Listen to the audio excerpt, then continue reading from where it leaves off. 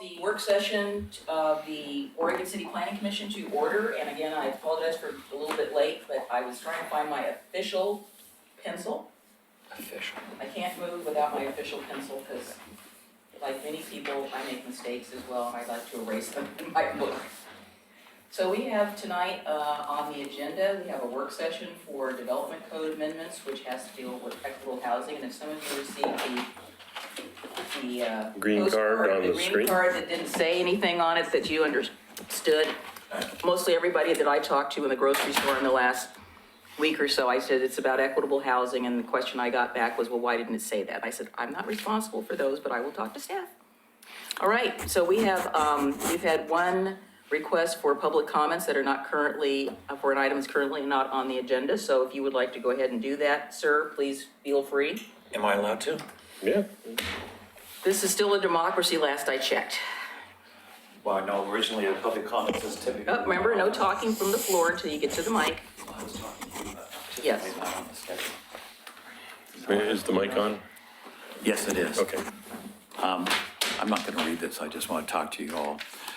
Tom Guile, Oregon City.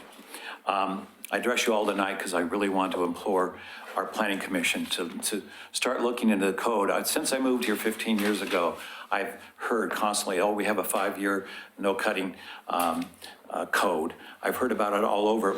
But recently, you guys don't know what I've been through the last week, because I went up camping, I came back, and as if to pay me back, they started cutting the trees all behind my house, just behind my house. Now they're moving out. Huh? And the they? They being Mark Erickson, and he said it's his brother or brother-in-law.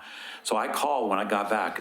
Actually, I talked to Mike Robinson, who normally he and I don't communicate. Talked to him, he was surprised. I called Rick Givens. Rick Givens said, well, that's not what I had planned because we haven't gone through the road planning or anything yet. He said, and because they'd all, even Ken Ziegler, a couple years back when he and I walked, said, well, I want to see this. He said, most people like trees. You like them? He said, Ken said, I like them, Ken.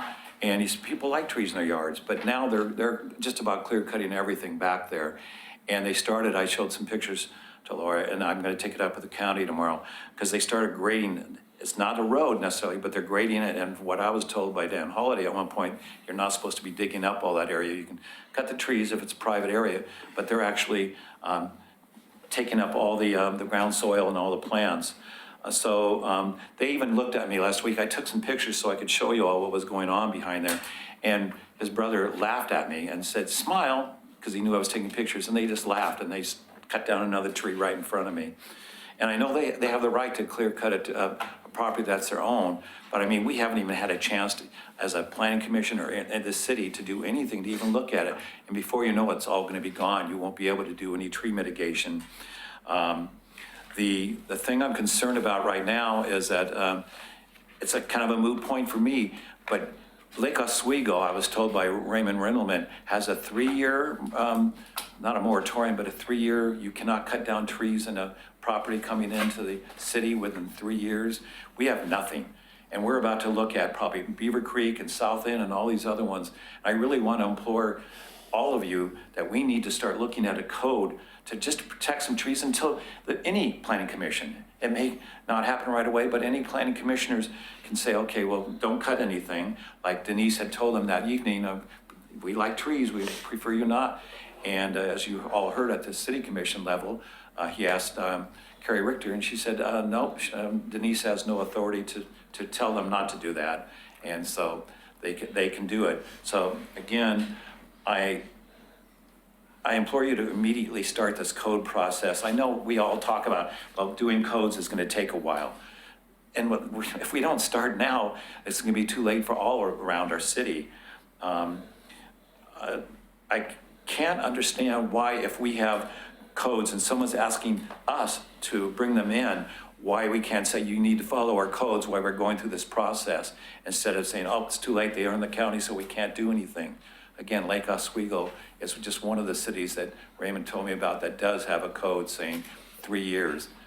Even if it's a year or 2 years, that's all I'm trying to say. So I would really appreciate it if we'd immediately start doing a code to protect our natural resources, because forests it's what Oregon City was known for, and that it was the last forest those tree toppers all along Holcomb say the end of the Oregon Trail, and we have interpretive signs up and down, but that's the last forest, and it's gone along the end of the Oregon Trail. So that's all. I just wanted you guys to ask, because you wouldn't believe what we've gone through. And this is daily with the chainsaws and all the trees falling, and it just looks so barren back there. Is there any erosion control up? No, and somebody, Raymond brought that up to my attention, that if you're exposing the dirt, that could be erosion concerns, and there was something in Clackamas County about that a little while ago. Yeah. But right now, there's nothing going up. They're just, when they cut the trees, and the guy, while I was standing there, started using the I'm not sure the terminology, but the thing, grader. and started digging up all the stuff to expose all the dirt. You know, one of the, Portland did something recently I wish we would consider, anybody building a home. I used to enjoy the trilliums. Trilliums are an odd plant, and once you destroy them, they don't grow for another 7 years, even if you cut them. But there was fields of trilliums out there and ferns, and I wish builders, when you start to tear up the land, would have a citizens' day to come in and dig up some of the ferns or some of the trilliums and other wildflowers, because they're just gone. And again, we'll never see them because the dirt's all been disturbed and scraped. So that's all I wanted to say to you all tonight. I appreciate you hearing me. I'm wondering if you could, since you probably did this with a digital of some sort, could you put together a very brief, Time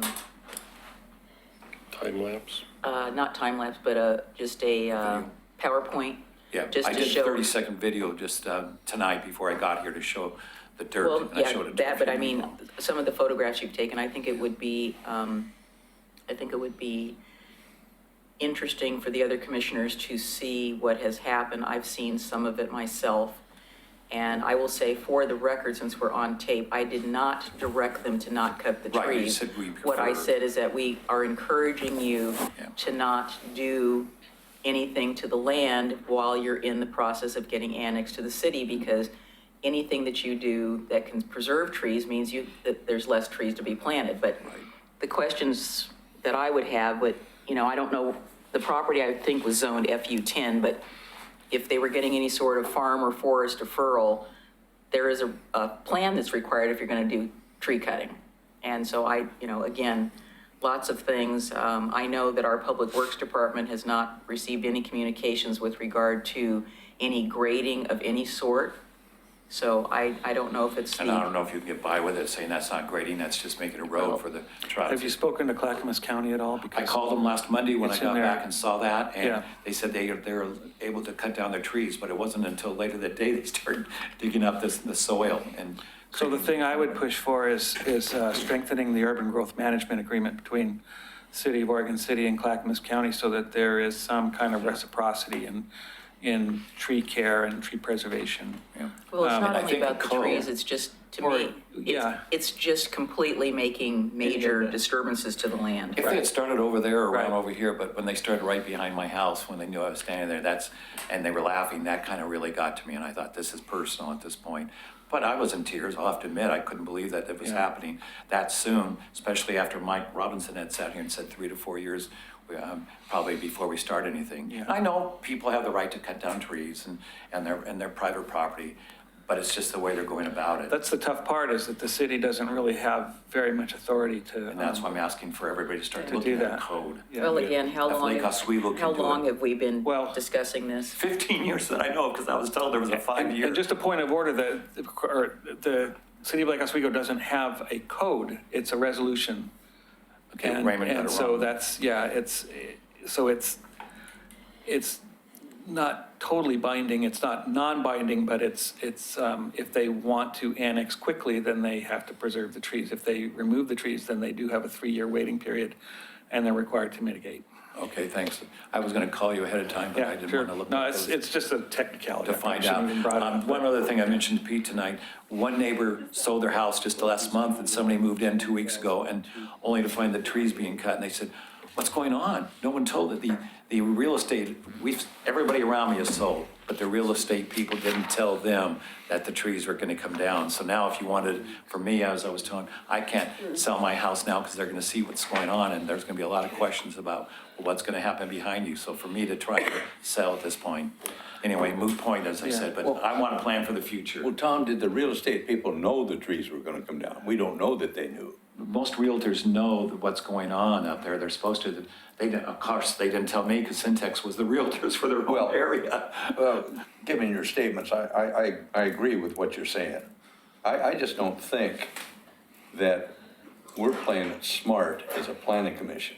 This is not smart, really. We call it planning, but it's not because we don't control it. There's a public policy interest here that's not being utilized, that's not being recognized. It's part of the environment. It has to do with erosion, and it has to do with water runoff and things of that nature. It has to do with credibility.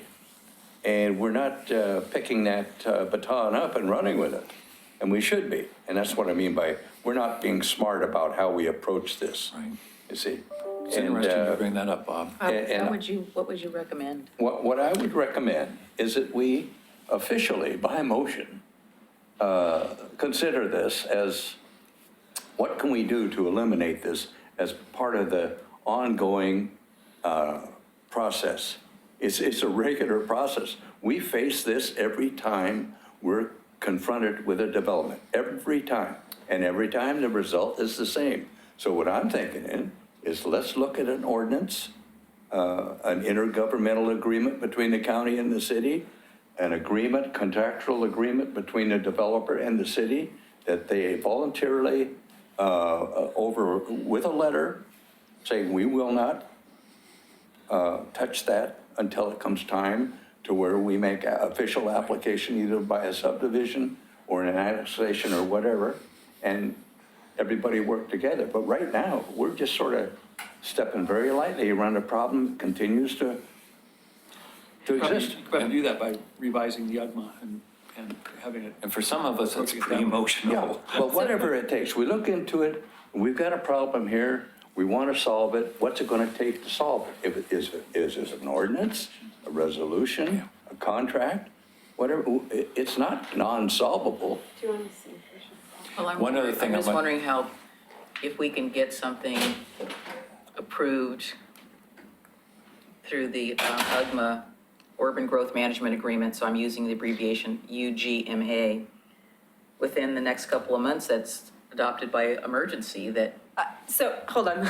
I know, we're just talking out loud. No, I want to provide another suggestion for you. So, I mean, we're talking about large policy directions about either changing the UGMA or No, just a amending tree it. policy or annexation policy, things like that. So one thing that is well timed is that we're already planning for the next biennium and the next city commission goals. So we will also be having work sessions on the planning commission if you want to provide guidance to the city commission. We have a technical problem. The meeting server just rebooted itself. Okay, so we can hold for a minute. Can we take a break? Okay, so we are taking a break. Can I say one more thing to you? Oh, hold on. We're not on tape, so we're taking a break. Just hang on. You know how technology, Start crying in front of you. I've been crying. technology is our friend when it's our friend. Tom, just Or Tom. Just relax. Thank you, Paul. I'm just showing Laura my phone and my hand's shaking. Now,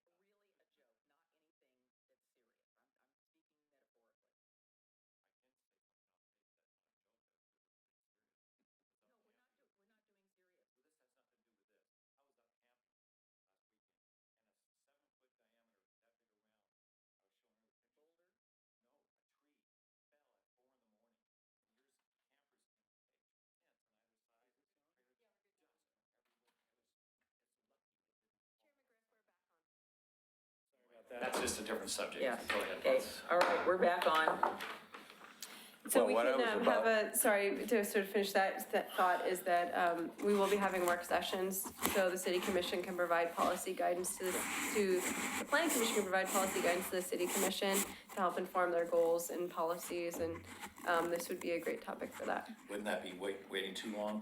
Right now, it's too late for me and our But we meeting. can't do it ourselves. We have to, we We have really to do do. it, we have to do Laura's it. right, we have to work through. We have to the do city in council. concert, but I'd like to see it be speeded up a little bit, because again, you know, as long as I have lived in this community, this has been an ongoing issue, and we're just, Pushing it down the road. well, yeah, it's, you No, know, or ignoring it. yeah. The, one thing I wanted to point out. We need to deal with I'll honorable say people. something, is that my next door neighbor who is on the pinch point showed me a map that shows that Abernathy Creek starts up there right where the dirt is up there. Yeah. But it's dry right now, so you don't notice it, but if it's all torn up and we get some heavy rains, that could be, and That's my that whole concern. canyon Yeah. is gonna come up Yeah. at some point down to Livesey. And if we don't have something in place, all that area in the canyon and all that area could Well, be torn apart. they'll be liable. So, anyway, so thank you, your 3 minutes are up. My 7 minutes probably, Bob, did you Because I want to say plan something to, I later plan to me? adjourn at 9 AM, 9 PM, not 9 AM, 9 Thank you, I PM. appreciate that distinction. I'm already missing the Bachelorette, no, I'm kidding. It's not even on. We allow one more? Oh, I didn't Bob, say did we you- weren't allowing any more, I'm just saying that, thank you, your time is up. Okay, I know. In closing, I have one. Oh, absolutely, Okay. you have unlimited time. Uh-oh. Tom, I think you're a very bright, well-spoken young man, and your heart's in the right place. Young. But when you write a letter to me in the editorial section, it was addressed to me, even though it was addressed to the planning commission and the general public. Into the media. But when you tell me that I don't have the wherewithal to see through high-powered developers and high-paid attorneys, it rubs me a little bit the wrong way. I know that you're dealing from emotion. I understand that. And it's not as if land use isn't wrapped, Christmas wrapped, if you will, with emotion, because it is. Everything we do up here and all the comments that we hear are wrapped with emotion, you know, and we have to translate that into application and enforcement of the ordinances. But I just got pushed a little bit I when can I read understand those. that. And I just want you to know that, you know, I don't hold, it's your right to do it, but I would have preferred just a little bit more discretion in your choice of words, you know, because Just so it you made know. me look like I don't see through this. Just so you know, it was written to the city commission, but I had to include the planning commission. Well, So you I understand, but it was understood written to the process too, and we're part of the process. Right. You see, so just to let you know that, speaking only for myself, I you understand. see, we try to be as objective as we possibly can. I understand. And we because try that's to what apply the we're- code as we can. And this is why I fall on your side regarding your comments tonight. I don't think we have the code to do what you are requesting us to do, and I think that we should have that code. Yes. And I'm asking the planning commission to, from my point of view, let's get on with it, take the next step, and let's get this code corrected so that our planning is smart, not just reactionary, but smart. Okay. Thank you. Next time I'll leave your name off. I'm kidding. I think that I would strongly concur with your recommendation and make that, second that official motion that you just made so that we can move this forward, because again, the longer we wait, the worse it gets, and I'm tired. I'm just tired of Yeah. it constantly, and, you know, I've probably heard from just about everybody in the world that lives in Park Place. Yeah. And they're, you know, the community is upset, and they're looking at us as appointed people. Well, what is it that you are doing about it that's going to alleviate this problem? This is a policy that we don't Yes. have in our code and should And have. I said, well, we are partially handcuffed in a lot of ways Yeah. by that. I said, I can only tell you what we were told at the commission meeting, that said they weren't gonna do anything, and I just, you know, I believe everybody until I don't. Yeah, yeah. Before reading. Just to clarify for the viewing audience, it's a matter of what is applicable code for the item before us. We had a recommendation from the planning commission as well as the city commission based on some of those applicable criteria, of which tree removal is not part of it. Well, it's Yeah. beside the point, but anyway, I'm That's- just going to ask my that's- fellow therein lies the commissioners rub. Yeah. sitting here this evening, Just in case anyone was missing some of that do you context. concur with what Commissioner Commissioner Maybe, with Commissioner Mahoney? Too many, all of us have last names that starts with M here, so Commissioner Mahoney stated, Yeah, I think that's most definitely, okay, Well, the funny thing about it, of all the environmental signatures in the state of Oregon, the tree is number one, probably. And what do we got on the west coast? We got wildfires all over the place, burning our trees down. And And some people are houses. dying to put those fires out. And here we are, a planning commission, trying to keep them from getting cut down. Let's get on with it. okay. Well, we will discuss that further with staff at 9:30. at our next meeting and see what we can do to move that forward, not necessarily making sure that they do all the work, but we have work that we can probably do as well. So Paul, did you have something you'd like to say? Thank you very much. Sure. This wasn't planned, but let's see who you are. my name is Paul Edgar, and I'm from Oregon City, Kanema area. Kanema is a National Register Historic District, and it has should have special dispensation, or might say, of designs and things like this. But one of the issues that we have is there's a code on building fences out into right-of-ways, and Kanema right-of-ways are, Very narrow. they're there, but they're platted 60 feet wide. So now when somebody builds a fence out into the city street, and the fence is 6 feet tall, and it blocks the view of people coming down, and this fence happens to be in Ganong Street. So when I turn the corner on 4th and Ganong, and I can't see cars coming up from 3rd and Ganong, I can't see it, and it's now the pedestrian right-of-way for the new Kanema to McLaughlin Trail. Does this person have And a it's- and permit it's- to build the 6-foot-high fence? Because I know that that's not allowed. And by so code. this 6-foot-high fence is built right out 14 feet past the property line into the street. So I made a request into the city, Public Works, copied Laura, that this should be looked at.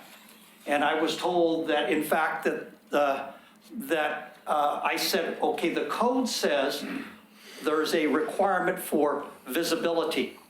And no fence can be, that blocks that visibility can be higher than 3 feet high. And if you're in a speed zone that's 25 feet, there's a chart, a graph that says that you have to have 200 feet of visual clearance to be able to see oncoming cars, traffic, or people. Now, we have a fence out in there, and this blocks this area where on a 22% grade, where we've got people walking and cars going. And in fact, I had an accident once on this street right there. So I'm sensitive to these Before the fence? before the Yeah. fence because it's just dangerous. And now they said, well, we don't have any reason to ask these people to remove the fence or do anything because we don't consider it to be a problem. And I said, well, the code says this, that you can't have it.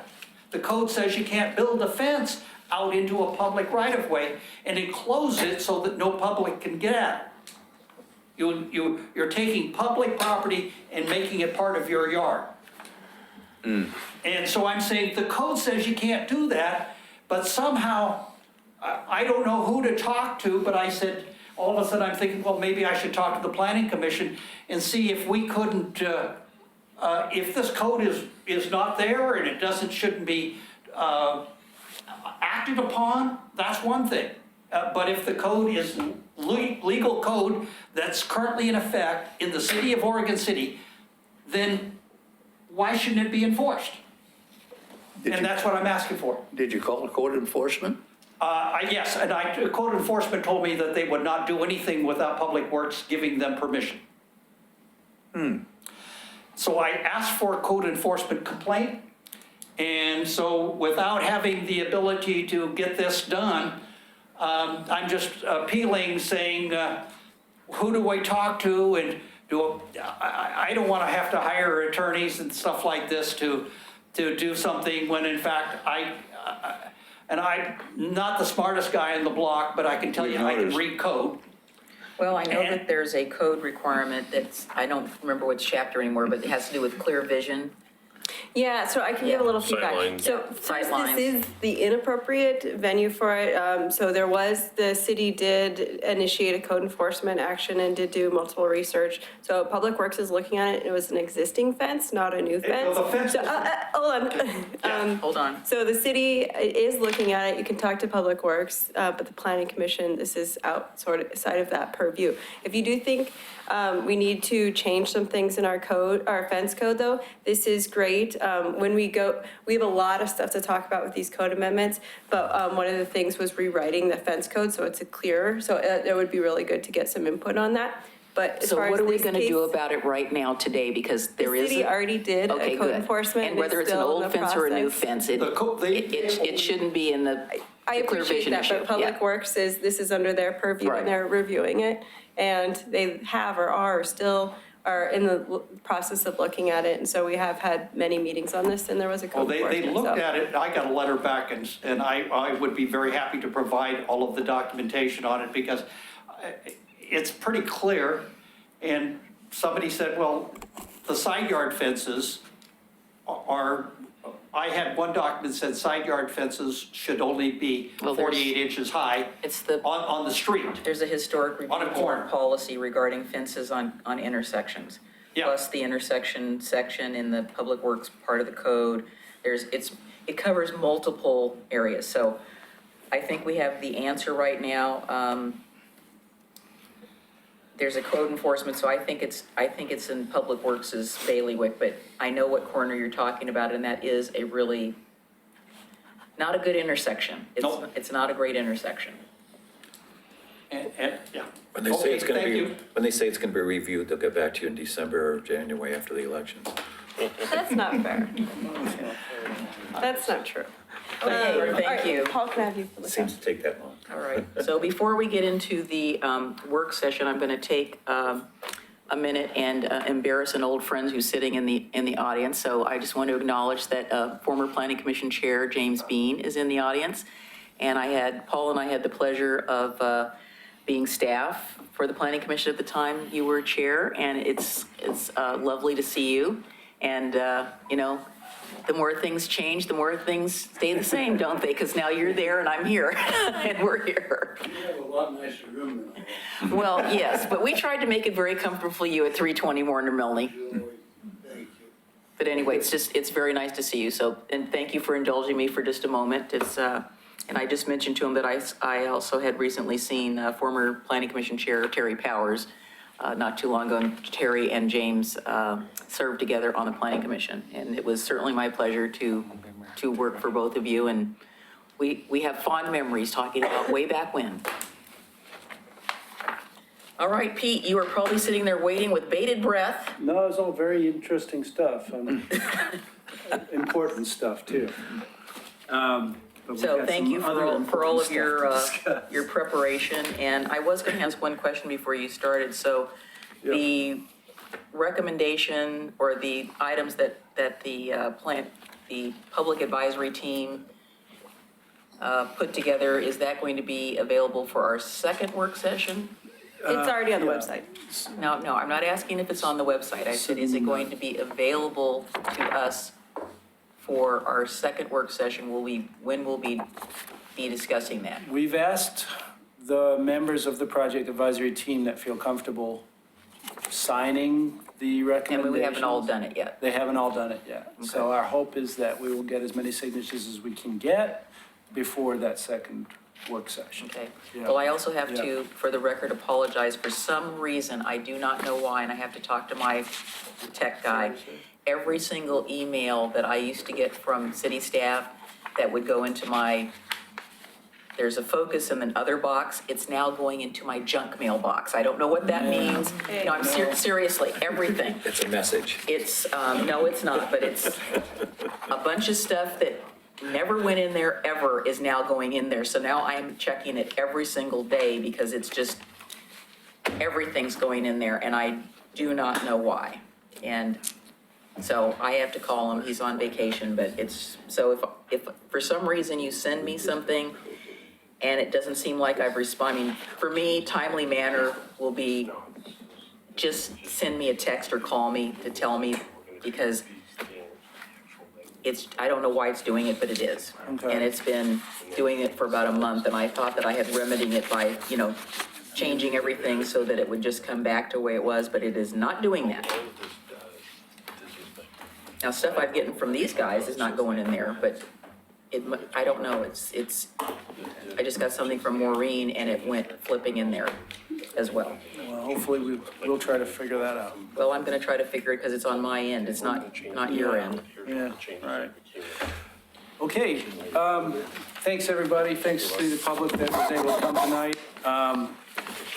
This is the initial work session to provide a very high-level overview of the proposed housing and zoning code amendments.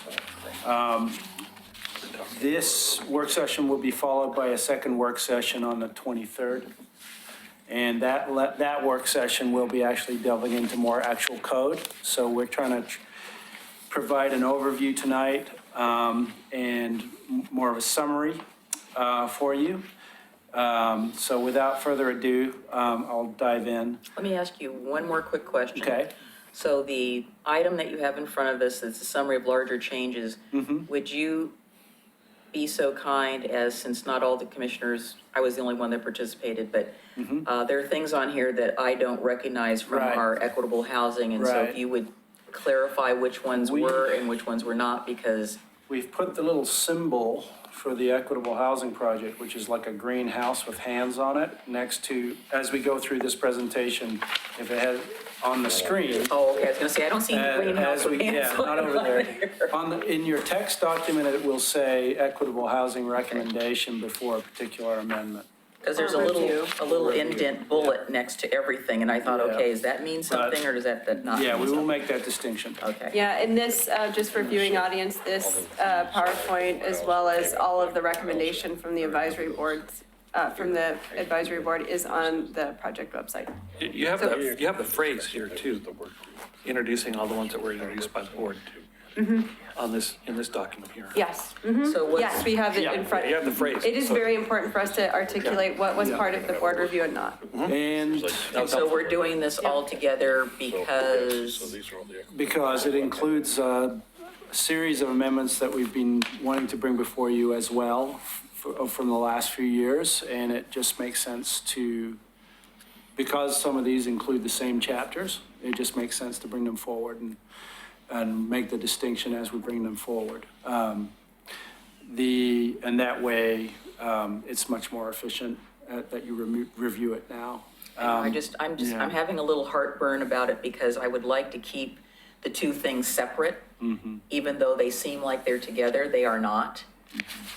It's true, we thought about that for a while, and that was our initial thought process, but then we So I thought- realized I we're thought changing that's- both chapters at the same time. Right. And it got to be, if you thought this was complex, try doing that. So we thought that we would do a holistic package, and really, any amendments to our code which make it clearer, which is a lot. There's certainly some issues that were not part of the equitable housing thing, but a lot of them are process and changing chapters and organization, which do help the equitable housing, so it make our development standards more clear anyway, so it is supportive of it. Not all of them, but some Yeah, all do. due respect, I think it would have been hard to cross-reference the two because they're so close. Well, they are close, In nature, but what I'm driving at is that some of them have implications that go beyond just the simple code changes. And for my purposes, and I'm not speaking for the other gentleman sitting next to me, there may be a case where I'm gonna recommend we take this out and look at it separately. Okay, And so I let's wanna- jump into. And I them, want to we be can talk able about that. to do that without saying it jeopardizes the whole thing, which is why in my mind, there's one set of stuff over here and there's another set of stuff over here, even though they may overlap, but it's really clear that this is one thing and this is something else. Fair And enough. I want to make sure that they don't get commingled in case I look at this and say, oh, well, this thing on minimum improvements and design standards. No, we need to look at that further, but we can move the rest of the stuff on without jeopardizing, I don't have an issue with that. I'm just used that because that was the first thing I looked at on my paper. Yeah. Yep, and we expect that there will be multiple changes and amendments as a consequence of this public process, both from comments from the public and from the planning commission as well. And I'll be showing you a schedule of upcoming meetings at the end of this as well, so that people know what the other opportunities to comment are. A draft schedule. Pardon? I said a draft schedule because I'm just assuming the schedule is going to change. I can tell you that right Well, now. yeah, it says tentative. Yes, good. Yeah, Tentative is yeah. good. Okay, so the card is, this card went to 11,000 households, property owners, and it's required to have certain things. That's why it doesn't say equitable housing, but it does say changes to the municipal code to increase housing opportunities and other changes. So that's why that is phrased that way. And we also have to provide the time and date and place for the first public hearing. So that's what that does. And let's see.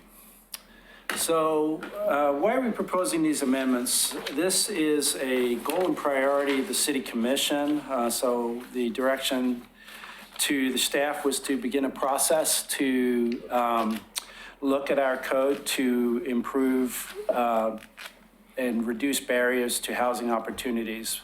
This is a very holistic process. It involves the entire community and a lot of different stakeholders. And I'm going to talk briefly about our project advisory team soon.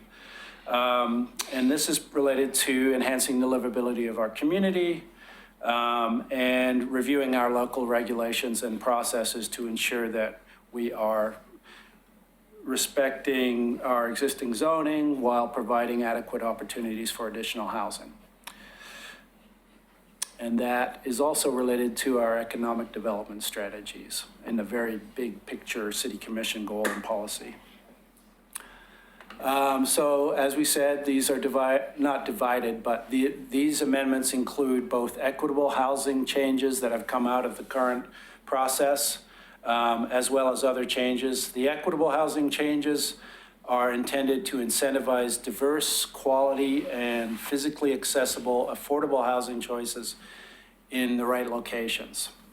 And the other amendments, which we'll go through, include general clarifications to processes, reformatting, and various other housing, zoning cleanup things that we've identified over the years. The equitable housing goal has a very broad definition. For a lot of people, it means, well, it means different things to different people, but for the purposes of this project, it means providing diverse, quality, physically accessible, and affordable housing choices with access to opportunities, services, and amenities. And so the real key and the simplest way to look at this is more housing, more variety of housing, more affordable housing, and more amenities near housing. So it's not just traditional publicly subsidized affordable housing. This is really looking at. Is this in writing somewhere? Yes, yeah, this is all in the various materials on the project website. It's not on the Yeah, PowerPoint. yeah, I'm explaining everything, yeah, so. Do you understand what he just said, that he's explaining everything that's up there? What I is could that? read what's up there, But I didn't know it. That was part of. We could get the document. Additional information that's not provided somewhere. Yeah, this Everything is on the PowerPoint, as project well as all the website. documents that the planning commission has got are on the website that we can provide copies of. And what you were saying as well. What you were just saying out there, he's wondering. I can I'm touch base with elaborating you on the outside of points on the this. PowerPoint, so yeah, I'm trying to explain these. I'll touch base with you yeah. after this, if that's okay. Yep. This is a graph that breaks down our current housing stock in the city. This is from the census. And it shows that 71% of our housing stock consists of single-family detached. All other housing types make up about 29%, and that ranges from manufactured homes to apartment complexes. And you might want to clarify, because a lot of people don't remember when the last census was, so it's not. Well, the last census Wasn't it was 2010? 2010. Yeah, 2010, so And there have been smaller changes. changes in community services since then. And the census also indicated that we have a problem where housing prices are increasingly unaffordable, and that's not news to any of us. This is typically defined as when you spend more than 35% of your household income on housing. So if you are an owner with a mortgage, that's about 24%. And if you're a renter, that's about 40% of renters that have that burden. Overall, that means that about 1 in 4 households are struggling to pay for housing in Oregon City. So the proposal does not include any changes to the adopted zoning map or any city-initiated construction or development. As far as public involvement goes, this is a timeline of the various meetings that we've held since the project began. So generally, the meetings on the left side column are ones that we've already held, and meetings on the right side are ones that are tentatively scheduled. We began this process with the formation of a project advisory team of approximately 15 stakeholder groups. We had 2 members from the City Citizen Involvement Committee, single-family developer interest, a mixed-use and multifamily developer interest, a member of the business community. We had 3 at-large people that were youth, elderly, and working families. They were not large, by the way, though. Right. We had a member from our technical advisory team, which is staff and agencies. We have 1 member who's a developer of regulated affordable housing. We have an organization representing low-income families and/or communities of color. We had another at-large position who is a manufactured housing developer. 1 member of the City Commission, 1 member of the Planning Commission, and 2 positions for Oregon City residents. But it turns out that all of these positions were Oregon City residents as well. So there's about 15 positions. Who was there representing the manufactured housing? Robert Zimmer, he was not able to physically attend any of the meetings, but Okay, he that's did what chime in. That's what I thought. Yeah. I kept thinking- He did. I was saying, I thought he came to Yeah. 1, and I was Yeah. like, okay, well, who the Yeah, heck I was did that? written comments. Comments, Yeah. okay. Yeah. So what do we mean by expanding housing options? We often talk about the missing middle, and this refers to increasing the diversity of housing types beyond single-family detached and multifamily apartment buildings, which take up most of our stock of housing right now. And this includes things that I'm going to talk about. The potential for duplexes, triplexes, fourplexes, cluster-type developments, townhomes, multiplexes, and live-work. So what do these housing types mean? I'll go into that. So as you go through this process, we've got a summary, which is also part of the materials on the website before you. And please refer to those. These proposals are likely to change as we go through the process. So the first thing that we're talking about here are our single-family detached homes and the zones that allow those. So basically, there are very few changes proposed to the existing single-family detached home permission. So you can do single-family detached homes in all of the zones. The chart below, if it is green, means that there's no change to current code. That means you can do it. It means you can do it, and it's a permitted use. If it's red, it's going to be a new proposed use, so we're It'll be a proposing. prohibited use. Oh, is that what that means? Yeah. Oh, okay, sorry. So green means that you can do a single-family Oh, house yeah. in that zoning Yeah. designation, and then red means you can't.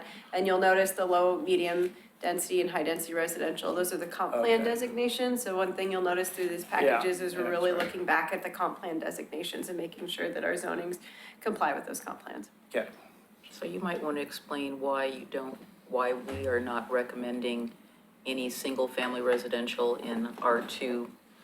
Right. Well, there are numerous zones where we allow it already. We have a limited amount of R2 zoning. And allowing single-family detached in that zone would essentially squeeze out a lot of the other housing types. And, It was a recommendation of our Absolutely. advisory team. yeah. So all of these things that I'm talking about were discussed by the PAT at our last meeting. And we asked the project advisory team to provide a consensus recommendation if they felt that it should move forward. And if they didn't, if individuals did not want to support that individual, that recommendation, then they would state why. So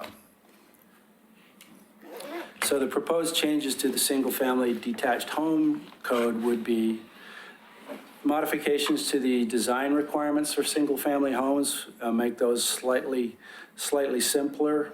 There's no changes to the zones that allow detached homes. This is a proposal to reduce the currently we have side yard setbacks that are different from one another. The proposal is to make them the smaller of the two. So if you had a 5-yard setback and a 7-yard setback, it would become 2 5-yard setbacks. 5-foot setbacks. And that's the current proposal. And all of the zones would have that clarification. When do we have time for questions? Should we interject or wait till he's done? I think, done. Okay. well, I think if you can make a note of what it is, because I know what happens is that write it down. you think of something and then you can't remember it when you get back to it, Okay. so. You're assuming like a rate. I do. The next proposal is to permit townhomes in the R5, R35, and R2 zones. Currently, they are permitted in the R3.5 zone. So this would add additional housing alternatives in those zones. Along with these, there would be some townhouse design standards specific to townhomes that they would be reflective of our single-family design standards today. So this is a new housing option in these two zones, the R5 and the R2 zone. They will require at least, in the R5 zone, 3,500 square foot minimum per unit. And in the R2 zone, 2,500 square foot minimum for each two units. So the density change in the R3.5 zone that's new. That requires 2,500 square feet minimum lot size for a duplex. And the other part of this is that we would require shared driveways with a limited width to the driveway on site. So that allows someone to have adequate access to a rear garage or something like that without having a lot of driveway frontage. And they would share that access way. Can you just go back to the chart real quick? I didn't get a chance to really. It's just, I'm gonna add. Okay, thank you. Okay. 8 accessory dwelling units take all forms. You can have an internal conversion for an accessory dwelling unit, an attached ADU or a detached ADU. And all of our current zones allow this. The proposal, with the exception of the R2 zone, the proposal is to allow accessory dwelling units in all of the residential zones, subject to ADU design standards. And this is reflective of some of the statewide code regarding accessory dwelling units. So this new housing option in the R2 zone requires 2,000 square feet. It counts towards your minimum density, but not your maximum density. The parking requirements and owner occupancy requirements for accessory dwelling units would be removed. So that's a point of discussion. An accessory dwelling unit cannot be taller than the house, or if it's detached, 20 feet is the maximum height. It would increase the allowable size of one of these from 40% of the existing dwelling to 60% of the existing dwelling.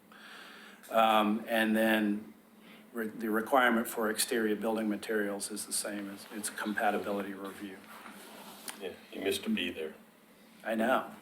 Sorry about that. Next housing type that we have, we have about 4 existing manufactured home parks within the city limit and 6 within the urban growth boundary. Is that 6 additional? No, 2 additional, sorry. Yeah, there's 6 total, 6 and none of them total. seem to have any vacancies, so. Right.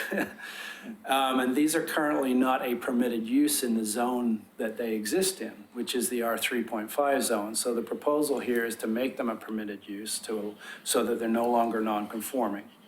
And then with those, with that use permission, they would no longer have to get a conditional use permit and various other variances and things in order to add a few more units.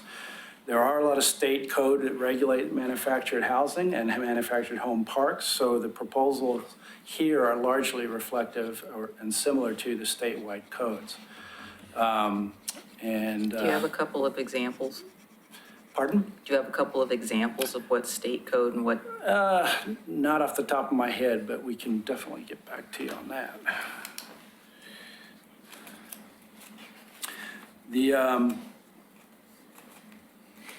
What was the other thing about these is our consultants felt that there would probably not be new manufactured home parks developed in the zone due to the preference for other dwelling types that are already, that would be permitted in those zones. So if we have areas in the UGB that are annexed into the city and zoned R35, the likelihood is that they would not necessarily develop as manufactured home parks, but they potentially could.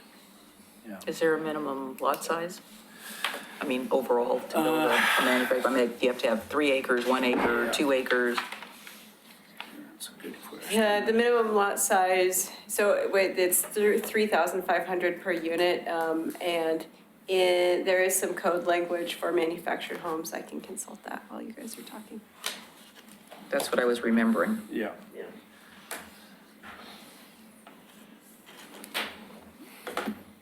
Okay, and so this allows the existing parks to be maintained and grown over time. Corner duplex is a housing type that is proposed in all of the zones, including the low-density zones, R10 and R8 and R6. The idea behind a corner duplex is that it resembles a single-family home with an entrance that faces one of the streets. So from the outside, it is not going to look any different from a single-family home.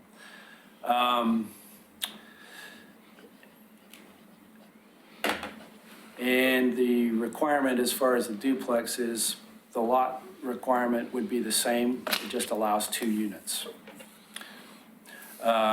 The design requirements match those of a detached single-family home with a few extra requirements, and you can not more than 1 door on the front of the building. That was a proposal that came from the project advisory team.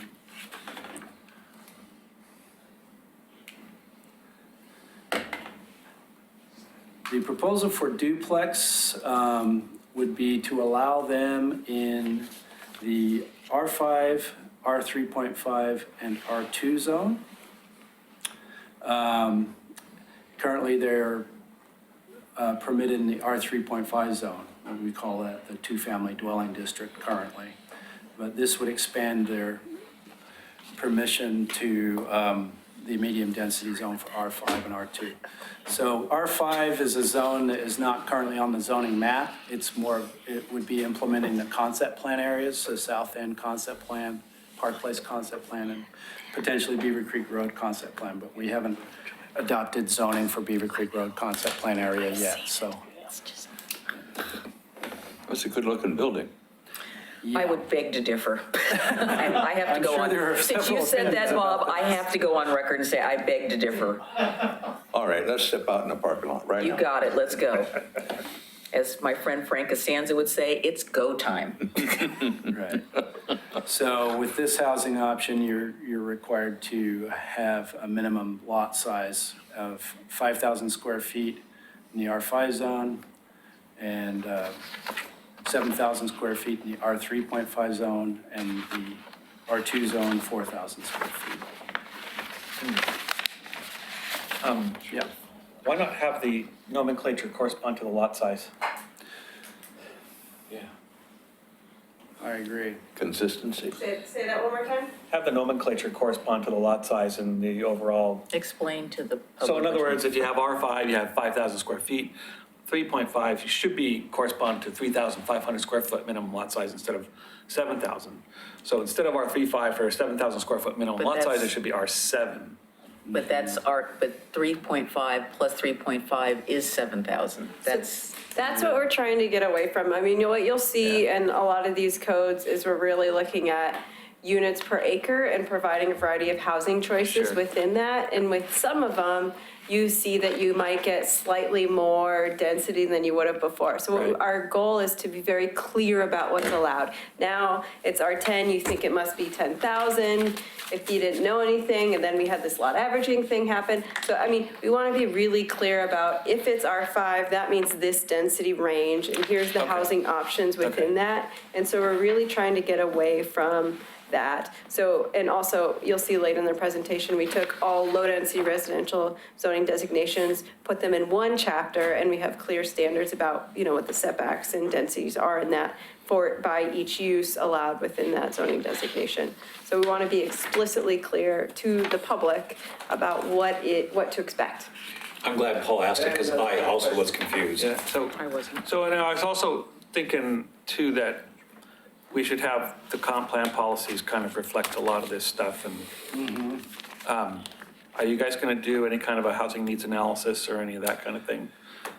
Maybe that might be. We are working with the county on trying to do a countywide housing needs analysis, and so that went through C4, which is a group of entities in Clackamas County, and then we applied through that, we applied for a grant to fund the countywide housing needs analysis. Yeah. And we haven't heard back yet on if that grant has been approved or not, but we originally had gone for a housing needs analysis grant when we started this project, but there was no money for the housing needs analysis. So we sort of skipped ahead to say, well, let's look at the menu of housing options and work with Oregon City to see what the community wants to see here. And that's really a result, what this package reflects is what we heard through all of those meetings is these are the list of strategies or options that people that have participated feel like is palatable for Oregon City,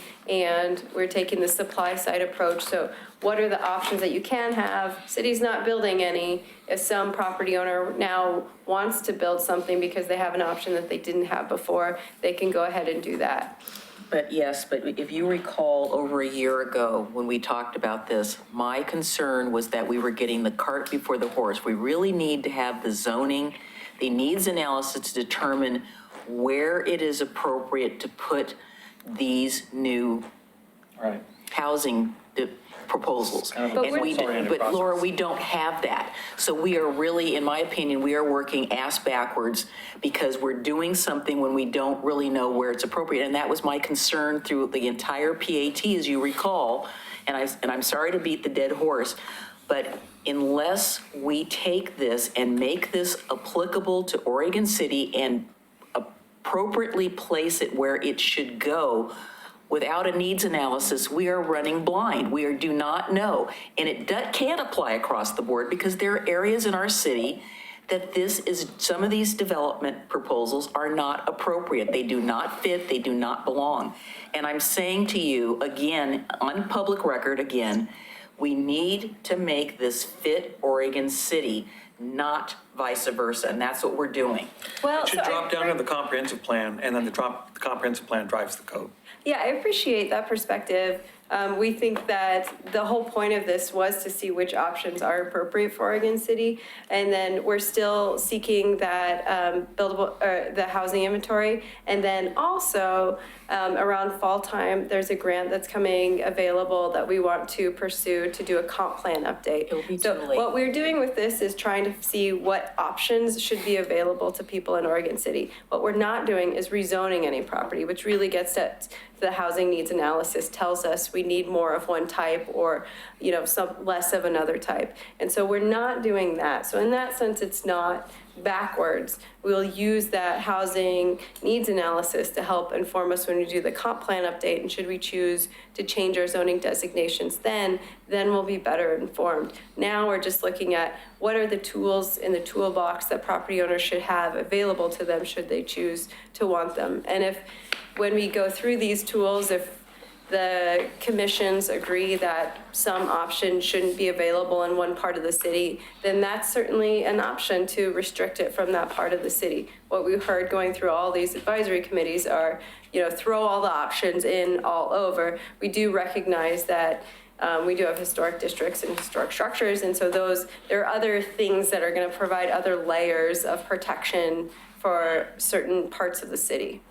Well, I'm going to respectfully disagree with you because we can't just automatically say that all of this is appropriate for Rivercrest when we don't have the base data to look at Rivercrest and say, oh, here are some lot sizes and here are some housing that's on existing lots. It would be appropriate here, here, and here, but maybe not over there. We don't have that information to determine that to make it work the way I think it really needs to work. Yeah, we're taking the bigger picture approach of what tools should be in the toolbox, and then after we do the housing needs inventory, then we can look at if we want to rezone certain Well, areas to be more I don't think appropriate. it needs to involve rezoning. I think our zoning works now. The question that we don't have is we don't have the base data, and that's why I've been trying to explain to you why I feel uncomfortable about it, because we don't have all the information that we should have to make this really work the way I think we talked about a year ago, the way it was envisioned. And that's what's still in my head, what we talked about. I have looked at my notes again and I said, yeah, we need the housing analysis. We need to know what we have, what's the range of lots we have, what are the opportunities, where are the constraints? We don't know that now. Now we're kind of just throwing the shotgun shells or the pellets against the wall and saying, well, maybe this will stick here, maybe it'll stick there, but we don't know for sure. And so again, that's the planner part of me coming out. That's where my discomfort is. I don't have all the pieces of the puzzle to say, yes, the R5 zone, yeah. If you had a caveat that said, well, okay, this only applies to the new plan areas that we're working on, that's one way of doing it. But how do we make it apply to the areas that we already have and make it be appropriate? Again, it needs to fit our needs, not a blanket. It can't just be everything because it doesn't work for everything. But we need to know that, and we don't quite know that. And again, I'm going to keep bringing this up and bringing it up until you're probably already sick of it, but I'm just going to keep bringing it up because I keep getting the same answer. Well, that's down the road. That's down the road. I can already see down the road, and I'm looking at the unintended consequences because that's how I was trained to think about this. Yeah, There are unintended consequences, and how do we can't mitigate everything, but we need to do the best job we can with the information that we should have available to make this work right the first time. I don't want to come back in 5 years and be out there in the audience testifying to this planning commission. Well, we did this, but it didn't really work, so now we have to go back and fix it, and then we have to go back and fix it, and go back and fix it. I don't want to be fixing it. I'd like it to be as good as it can be the first shot, because this will work. We just need more information. Well, it'll work, but we got to remember that we're in an environment that keeps changing every 5 minutes. Well, that's why we have to get more, that's Well, why I we need the understand. information. But what she's saying is that the needs analysis is forthcoming because we're going to join with the county to be able to, number one, afford it, and number two, to get all the information countywide that we possibly can. And I don't see that these standards that we're developing here are going to be geographically located prior to the needs analysis being brought forth. We're not taking these zones or these standards here and applying them to a specific zone before the needs analysis is presented to us, are we? Well, I think there's some pretty big policy changes within these zones.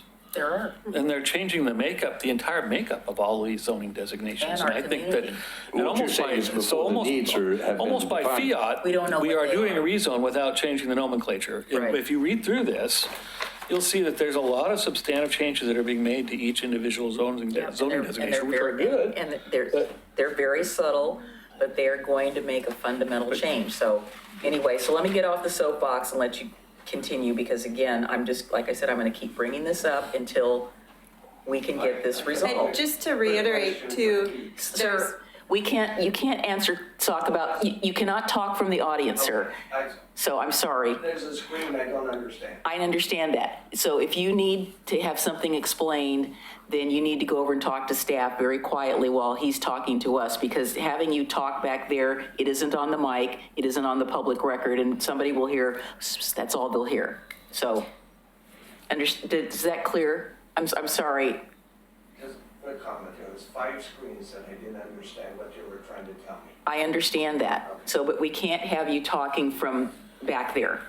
so I apologize. one thing I wanted to reiterate is, again, we're providing a variety of options, and those options are going to fall within the minimum and the maximum density ranges. And that's one thing that we didn't change, is the density ranges. So as you know, in our code now, we have requirements when you do subdivisions or multifamily, you have to build 80% of the minimum. So that's where that low range is coming from. And then the high ranges, are whatever the zone, however many lots can fit in within that zoning designation. So what we're looking at is a variety of options, but really to stay and honor that same density range area. So I just wanted to put that forward because we are seeing some things that are different. Sometimes some are a little scary, but that's the general goal, is to stay within the bookends that we currently already have. I do have to add in here, I understand his concern because there's been several screens here I've had to ask Damon, what does that mean? Because even I'm getting lost on some of these, of understanding it right off. Yeah, feel free to ask. I mean, So I was we're going to here tell to him, answer if you want a questions. pad, we'll give you a pad, you can write down some questions and present. I'm more than happy to meet with any member of the public, which Because we've I know been that some of doing, this or- isn't always for the public, it's also for the planning commission that supposedly is supposed to understand this, but sometimes we don't always. Our goal is to have you understand it, so if you don't, let us know. Yeah, let's write it all She's down handing and you a then pen, ask sir. questions after the presentation. And I keep wondering, Denise, if this is the gentleman that trained you to be that way, is so spot on. You did a good job training her. Okay, we're halfway through. And the next type of unit would be an internal conversion. This is very similar to an accessory dwelling unit, but it's in an existing house. So the proposal would be to allow an existing single-family residence to be divided in up to 4 units.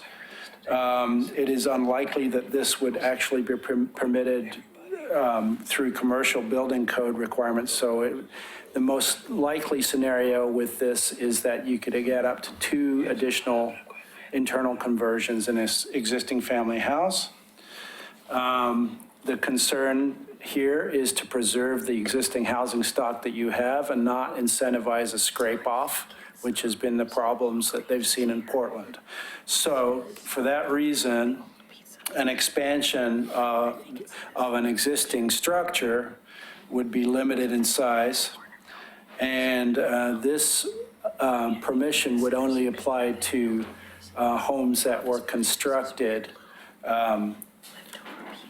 20 years prior to so it basically says that existing homes that are at least 20 years old are eligible for this conversion. And then that would allow one dwelling for every 2,500 square feet of lot area with a maximum of 4 internal conversions. More than 2 units requires compliance with commercial building codes. And the design requirements and additions are limited to 2 years before and after the conversion. This also requires that you only have one exterior entrance facing the street. There would be no additional parking requirement associated with this. So Pete, just real quick, you're saying it's an internal conversion, but they can do add-ons? They can do an addition up to 800 square feet, but not more, and we So why would isn't track that that. just attached? Yeah, it's not Pardon? an internal conversion. Yeah, You can then add something to it.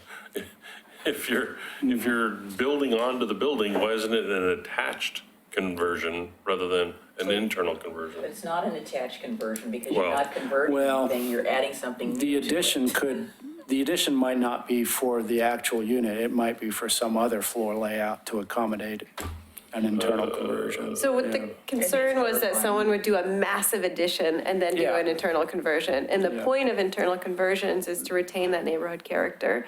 And so the requirement is 2 years before or 2 years after, you can't do any big additions. Because again, the point's to retain our neighborhood character. Yeah. So then why allow an addition on it if you're trying to retain the neighborhood character? That doesn't make any sense. Yeah, it allows it, 'cause, I mean, we have a lot of smaller housing stock to just do something small to get, a lot of times we anticipate people wanting just a little bit more room for another kitchen to fit or something like that. So it's moderate size additions, but if the number's too high or shouldn't exist at all, let us know, that's what we're here for. Let's put a little asterisk on that. We need to revisit that because Yeah. your question is I'm very willing to valid. ponder it. Well, it's not a conversion if you're adding something. A conversion is if you Well- have something existing and then you change it. It's a matter of degree, perhaps. Yes. But I get where you're coming Okay. from there. Note I'm that. putting a little star there, so we have to revisit I mean, that. I could see if you converted your basement and so you need to put, a shelter top over the stairway down. Yeah. But, much more than that, and so I'm gonna ponder on that You can one. lower the number if that number seems too high. All right, I'm pondering it. 3 to 4plex is a new definition that we put in the code. Currently, a 3 to 4plex under current code is considered a multifamily building that requires site plan and design review. So the proposal here is to define separately a 3 to 4plex, which is what is shown here, and to permit those in the R5 and R3.5 and R2 zones, which are medium and high-density residential zones. As far as procedural and design requirements for this sort of housing type, the idea would be that it be allowed to go through a minimum level of review with design standards. By that, I mean they could, through a subdivision process, do a subdivision in the R5 and R3.5 zones and of 3 to 4plexes, provided that they meet the design standards. And not have to go through a type 2 design review process. Yeah. So, I think you should Yeah, put a the little, point of it is to have clear and objective standards, so so 10 people review the same thing and have the same response, so it is an over-the-counter review. I'd put a little star next to that one. I'd like to have further discussion about that, Good looking buildings. please. Careful. moving on. So the idea with the cluster housing, we currently allow what we call cottage housing in all zones. And we haven't seen very much of that housing type built at all. The idea with renaming cottage housing to cluster housing is to simplify some of the design requirements. They would still have a common central open space requirement and individual small footprint cottages or buildings. And 50% of those structures would be centered around that common open space. And this would also be a newly permitted use in the high-density R2 residential zone. So we were talking about at the meeting, we were intending that to be in our new plan areas, that that would be an option for those, like the South End concept plan area, the Beaver Creek concept plan area. We were really not looking at it to be put in existing neighborhoods, because I don't know how you get enough land to do something like that unless somebody came in and wanted to clear stuff out, which is not what we're intending. I don't think that was the intent. Yeah, it's not the conversation that I recall. We did talk about that regarding R5 because there is no property zoned R5 right now. So this is already in the zoning code. We did talk about clusters a bit though at the advisory committee. And so with this one, what we're saying is that particularly so really things are staying the same as far as the permitted uses except for in R2. In R2, it's the same zoning designation. So what we were looking for is to provide a variety of housing options is what the advisory group talked about. Is in R2 right now, really you're just getting these traditional multifamily big buildings. And wouldn't it be interesting to have a variety of housing options, perhaps, so it doesn't look like large multifamily after large multifamily, but maybe perhaps there could be some other price points, and that might help create a better sense of community as well. So with the R2 option, we kept it at the same density. It's not like you can put in extra units or anything like that. It would be the same density as you would with multifamily. But there were some, as Pete talked about, some tweaks to some of the design standards that we talked about. So they would allow a slightly larger minimum gross floor area for these units.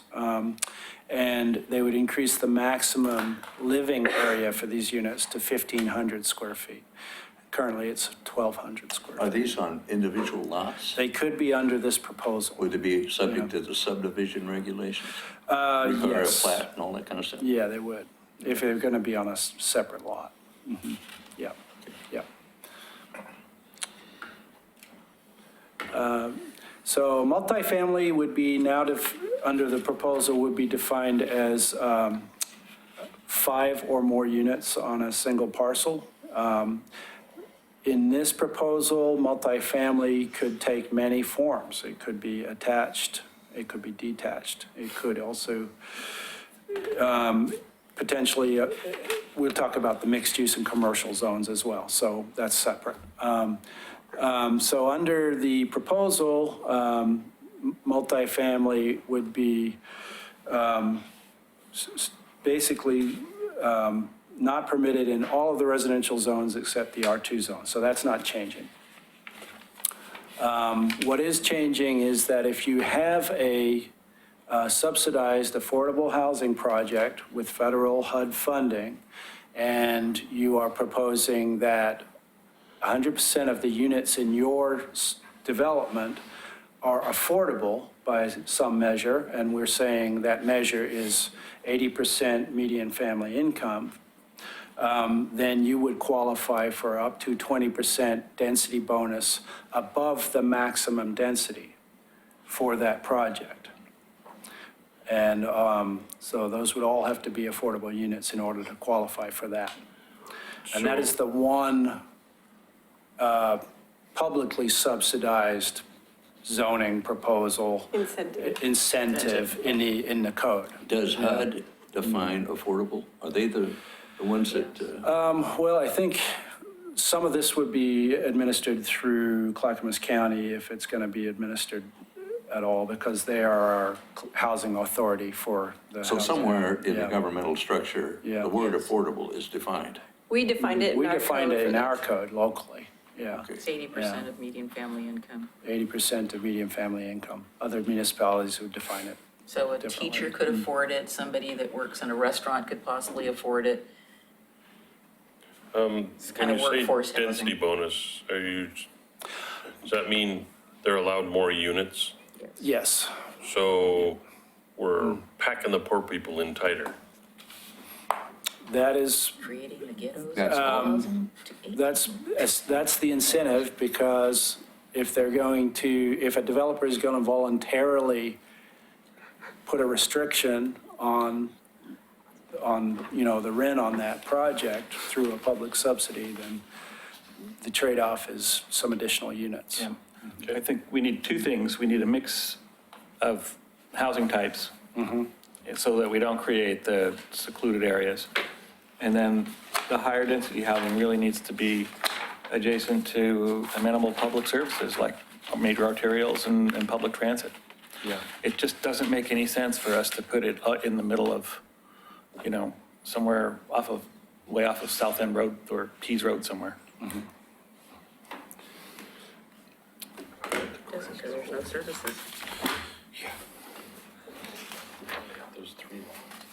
So the summary for these is to add flexibility on the building design. We're modifying the roof line standards to make that a little easier to meet so that you can have a articulated roof line, but it doesn't have to be articulated in as many spots. It would remove our current requirement. Yeah. So a very long roof line. Yeah, but Yeah. why would the city want to get involved in enforcing a standard like that? What public policy is involved in that? It's a design review requirement. Neighborhood design. Yeah. It's compatibility and design. So it's what we currently have in the code, and then we would be simplifying that. Currently, we require a certain number of bedrooms in our apartments when you get over a certain number of units, and this proposal would remove that. So the number of bedrooms in an apartment unit would be driven by the demand and by the market. We would be removing the requirement for tall ceilings on the ground floor in a mixed-use district. The idea behind this standard was to allow conversion to commercial use for a ground floor if it was currently developed as multifamily, but it would be readily converted. Currently, that code amendment, that code is proven problematic to the development of multifamily housing in those zones where it's permitted in the mixed-use zones. It would add clarity and flexibility for open space requirements. So what we're meaning by that is that private and common open spaces that are discussed in the current code are going to become a usable open space standard that's simpler to understand and simpler to enforce. Parking minimums would be changed from 1 to 1.75 spaces per unit, depending on the number of bedrooms. That's the current code, to 1 parking space per unit. And that would correspond to the diversity of unit type restriction going away as well. And then this would also clarify that the transparency requirement that we currently have for windows is only for the first floor, the pedestrian level. So it requires, applies to all floors, you mean? Oh, sorry. It's not for the first, yeah. Sorry. On that open space, Yeah. are we talking about Floors. parks, or what are we talking? What's open space? There's a variety of options to meet that. It can include balconies. It can, in some cases, include common open space within a building. There are setback requirements and landscaping requirements in addition to this. But some of those exterior open space requirements can be qualified as open space as well. So plazas, walkway areas, Rooftop public patios. plazas, even rooftop. Yeah. Placement of buildings isn't going to create a canyon or something where the light can't get in? Well, I'd have to look at an individual proposal to answer that question, but. But is the intent to avoid that? Or is it irrelevant and, yay, there's 100 square feet of grass, but it'll never grow because the building's completely shaded the entire day. Yeah, no. If it's going to be part of a landscaping plan, we would expect that a landscape architect has taken that into consideration. We don't currently have a lighting or light access or solar access requirement in our code at all. So that would be a new proposal. It would be a new amendment in terms of visible or public or accessible open space. So if it has to be visible from the street, you know, for that sort of thing, that's a clear and objective standard that you could meet potentially. But in terms of height requirements, the height of the building is going to have a lot to do with whether an interior courtyard is shaded or not.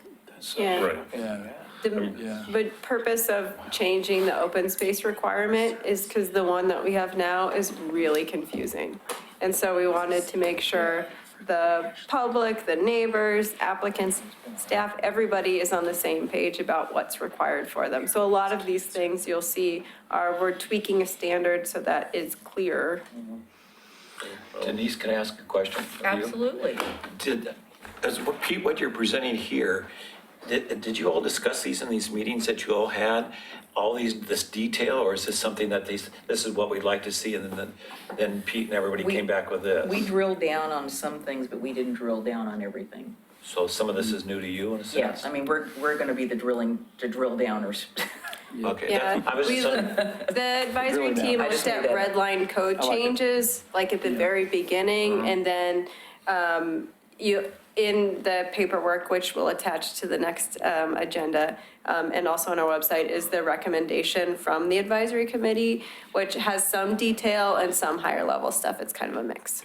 so you all kind of discussed all this, but just not this detail? No. And That- so- Well, it depends, I mean, there's, a lot of these did talk about this The detail. last I PAT mean- meeting, all of this was Yeah, discussed. Yeah.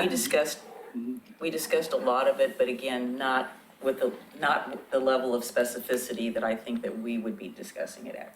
Yeah, I was you wondering should- if I. I cannot respect them enough, the advisory team, because there was a lot of new people that we hadn't seen before, learning, planning, and we dove right in with hundreds of pages of red lines and stuff like that, but there was only so much time, so we sort of worked to a higher level too.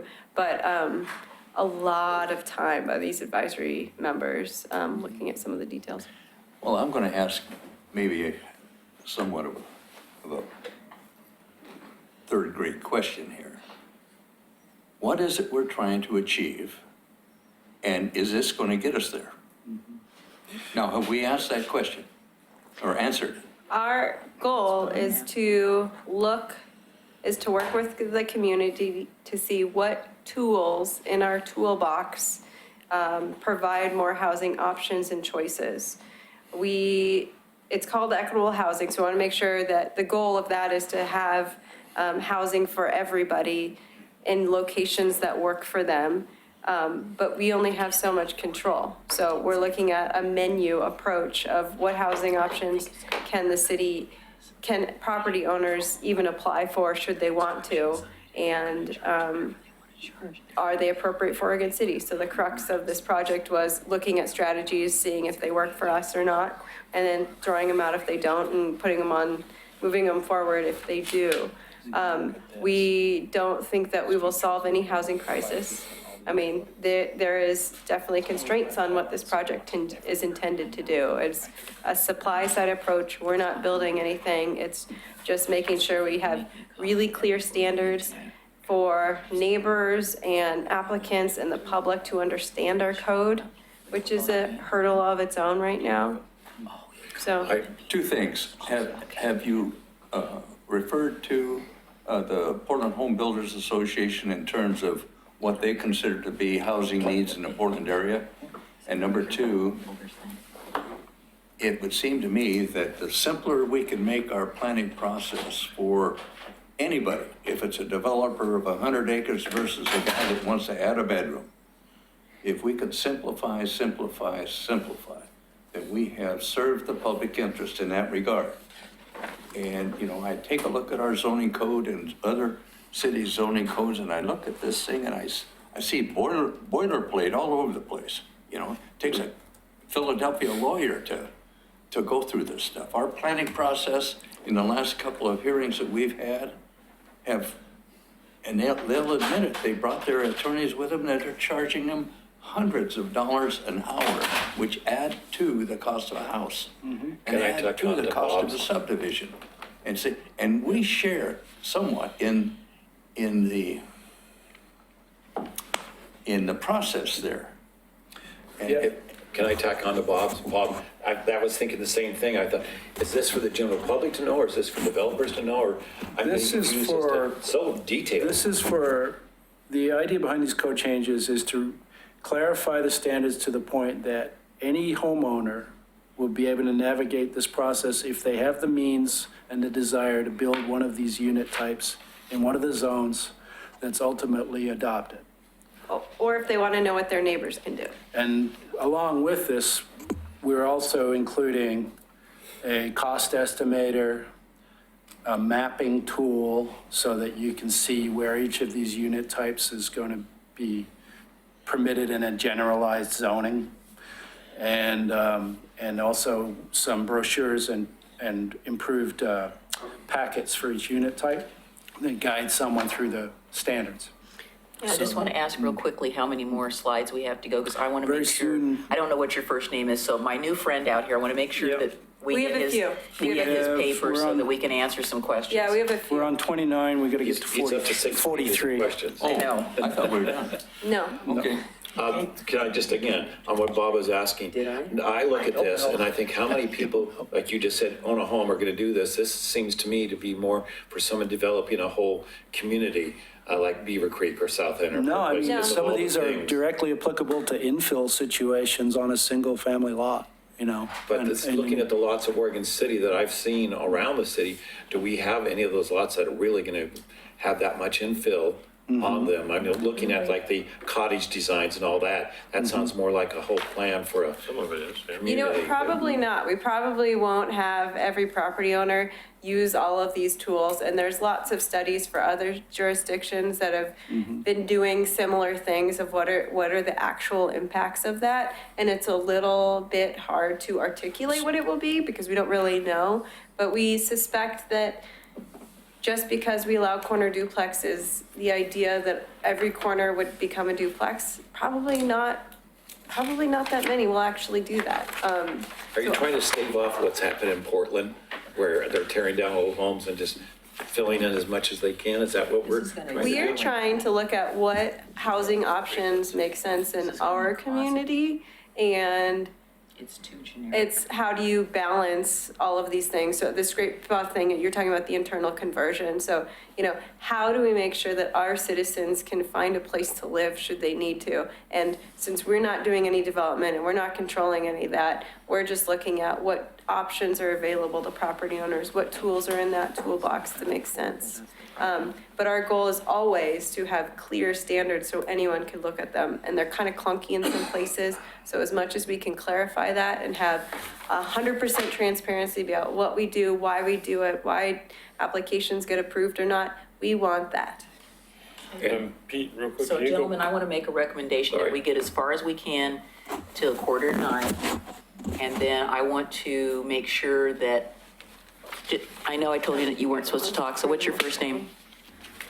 John. John, I want to make sure that I get some of John's questions. Yeah, I agree. I wanna And then hear we're going to everything. have the rest of the slideshow continue to the next time, so I don't want to keep you guys here all night. I just want to say is drawing a multifamily housing is a good-looking building. The next slide. We do set minimum design standards, so, you know, be wary, I got just one other thing to say. This is fundamental to our thought process, it should be. My wife and I were in Portland today, going to an appointment. I looked over and saw a parking lot, vacant, except that part, it had cars on it. And I says, Elaine, I said, that 6 weeks from now, there'll be a for sale sign on that. And then 6 weeks after that, there'll be a building permit issued. And the reason being is that property is getting so expensive, Yeah. they cannot not build on it. Yeah. Already And that's the engine that is driving the economy in the Portland metropolitan area. And it's causing planning commissions in this area to consider what we're considering tonight. Oh, you know where my ideal development is that all of that parking where the Kmart, it used to be, they never needed that much parking. Can we get through that? And I'm it sorry, could we have be- so much. I would love to get It you. could be a great redevelopment site.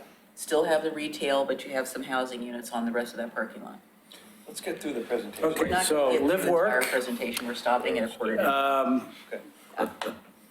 Live work, which would be primarily something that you would see going up on a new development site, continue to be a conditional use in the R35 zone, and would not be a permitted use in the R2 zone anymore. So, I see the thing. And however, if I could have 10 more minutes, I would love that, because I think we can get through a lot of this, because we'll keep it really high level. Quarter to 9. I just say it, know what guys. you're- I know we can do We're this as a stopping group. at a quarter to. Okay, so all right, then I will talk fast. Transitional shelters, we'll probably want to talk about this. There was no singular recommendation from the advisory group. The proposal is to allow it permitted in MUC and MUD and a conditional use for up to 10 beds in residential zones. I'm sure we'll talk about that a little bit more. Also, some other code changes. So these don't have the little symbol, so advisory group never even talked about it, is to allow a police station as a conditional use in an institutional district, a little bit self-serving, admittedly. Fire stations are there and it seems to fit. Feedback is appreciated. Also to allow hotels and motels in mixed-use corridor, because they're conditional use currently, but they're allowed in MUC. And given the proposal that we're allowing transitional housing, which is similar to a hotel, I mean, by definition, some housing less than 30 days, that would seem to make sense in our code. Other standards are site plan and design review. So what Pete was talking about earlier is doing the 3 to 4plex over the counter, so remove some of that process that you were talking about to make it easier to review them based on clear and objective standards. There is provisions for mobile food carts in the Willamette Falls Design District only. So right now it's a permitted use on the Willamette Falls Legacy site, but there are no standards. So we want to make sure that we create some standards. We're not talking about citywide. We're not talking about food carts all over the place. We're talking about on private property in that design district, which is only the Legacy site. Next are some requirements to amend some submittal requirements and consolidate chapters, all in this effort, like Commissioner Guile and Mahoney were talking about, of just doing clear standards. Part of that clarity was to remove standards which didn't make any sense or were not clear and objective. There's one of those about complementary looking buildings.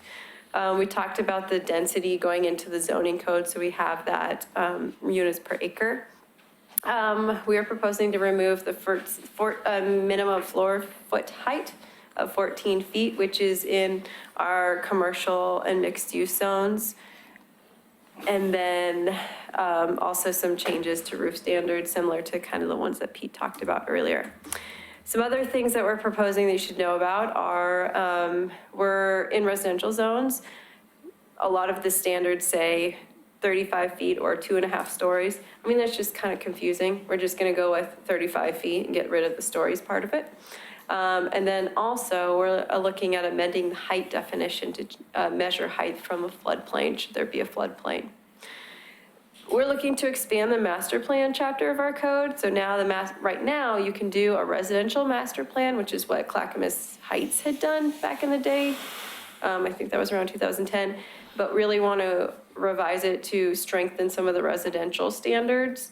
And then we also want to make sure we're clear on our procedures. So you'll see on the list, a lot of these aren't from the advisory team, but the idea that you're strengthening it to be similar to a PUD is. The other thing I want to talk about is increased height. This one is not from the advisory team. This is from staff. We have a mixed use downtown, which is our regional center, which is the bottom shelf of the city. And the heights are sort of all over the place. They're one height within our downtown design district. So think 10th Street to Willamette Falls.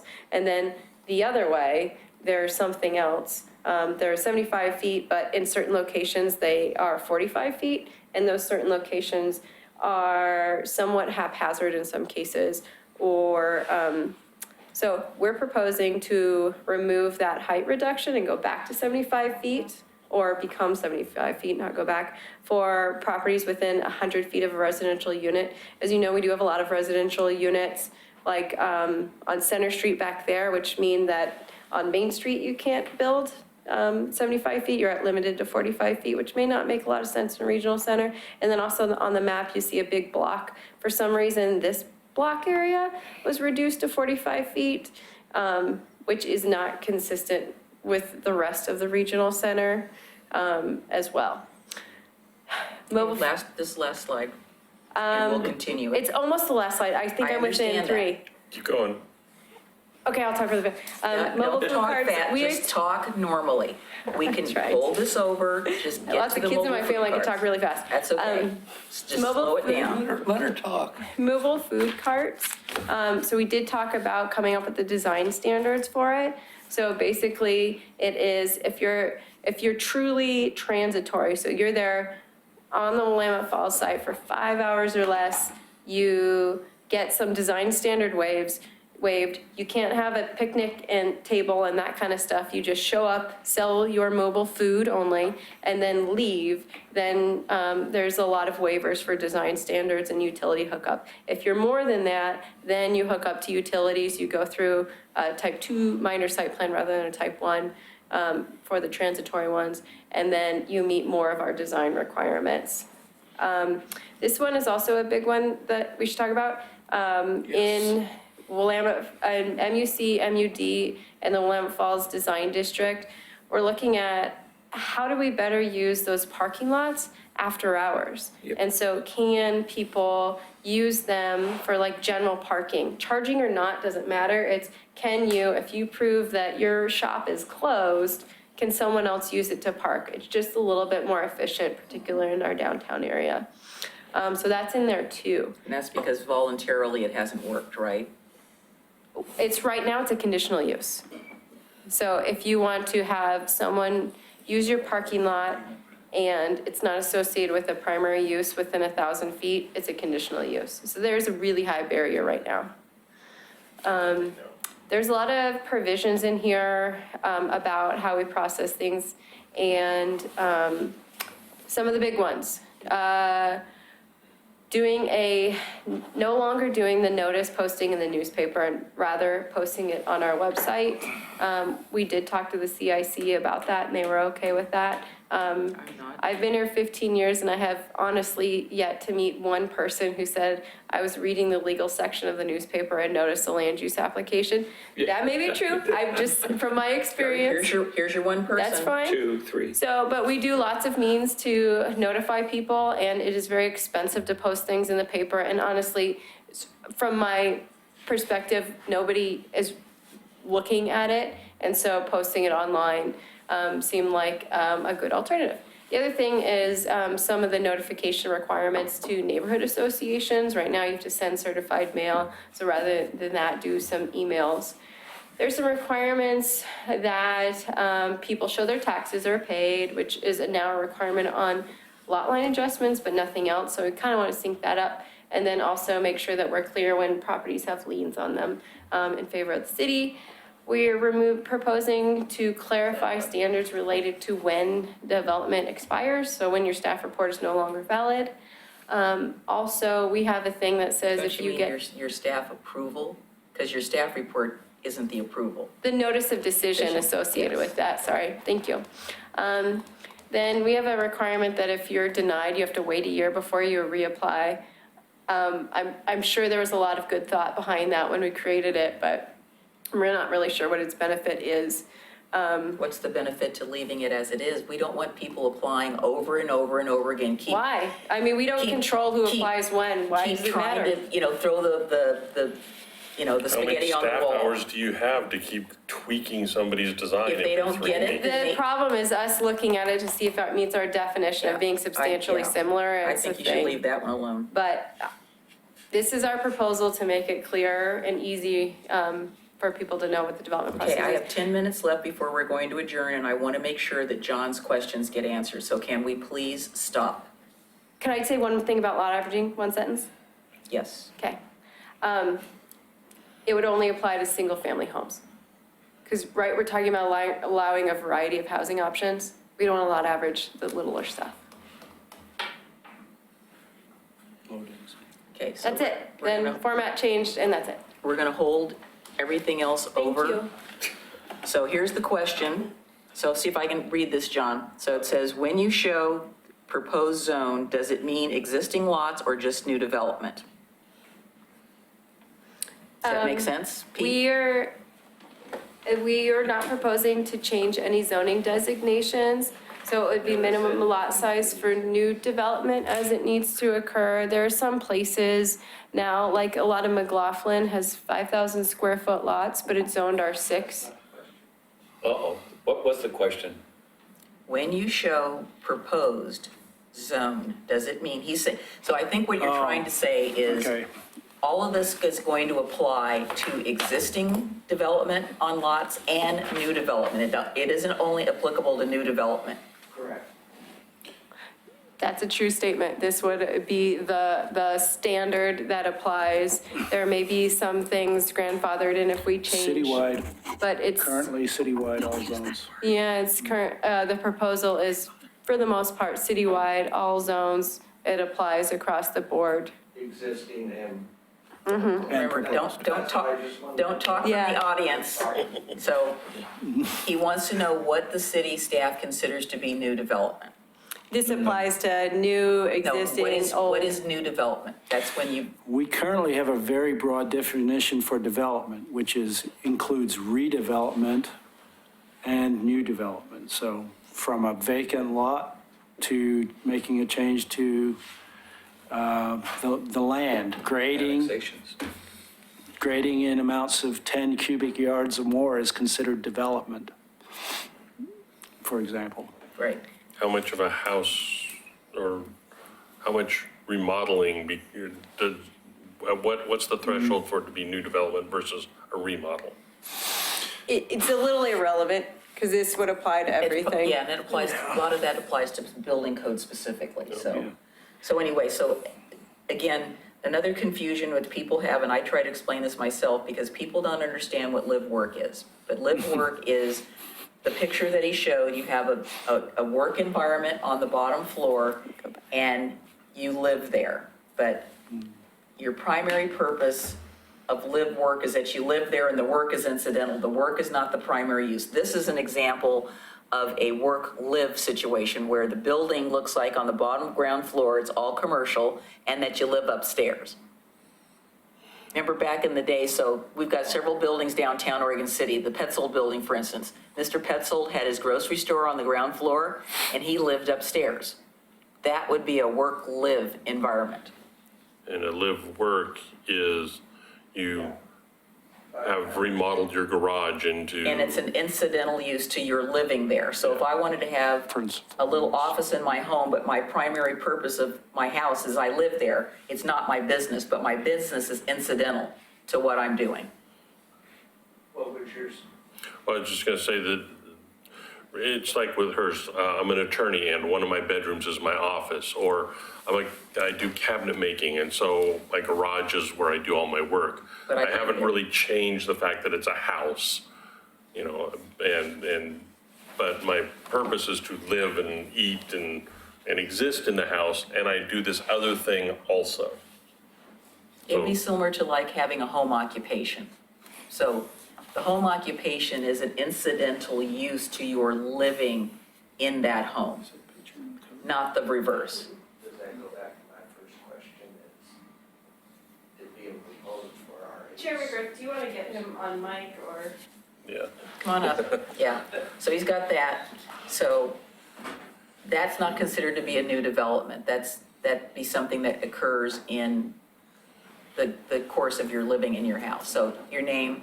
My name is John Moore. I live in Oregon City, been here since 1973.